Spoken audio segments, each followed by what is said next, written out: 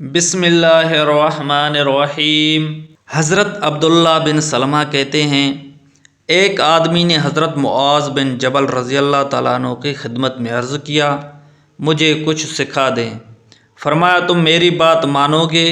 اس نے کہا، مجھے تو آپ کی بات ماننے کا بہت شوق ہے۔ فرمایا، کبھی روزہ رکھا کرو، کبھی افطار کیا کرو، اور رات کو کبھی نماز پڑھا کرو اور کبھی سو جایا کرو، اور کمائی کرو اور گناہ نہ کرو، اور تم پوری کوشش کرو کہ تمہاری موت مسلمان ہونے کی حالت میں آئے اور مظلوم کی بد دعا سے بچو۔ دوسری نصیحت میں حضرت معاذ بن جبل رضی اللہ تعالیٰ عنہ نے فرمایا، 3 کام ایسے ہیں جو انہیں کرے گا وہ اپنے آپ کو بیزاری اور نفرت کے لیے پیش کرے گا، یعنی لوگ اس سے بیزار ہو کر نفرت کریں گے، بغیر تعجب کی بات کے ہنسنا،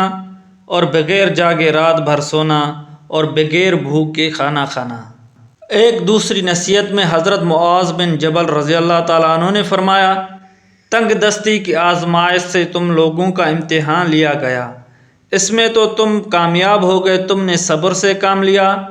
اب خوشحالی کی آزمائش میں ڈال کر تمہارا امتحان لیا جائے گا۔ اور مجھے تم پر سب سے زیادہ ڈر عورتوں کی آزمائش کا ہے،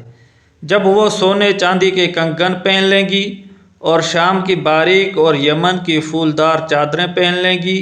تو وہ مالدار مرد کو تھکا دیں گی، اور فقیر مرد کے ذمے ایسی چیزیں لگا دیں گی جو اسے میسر نہیں ہوں گی۔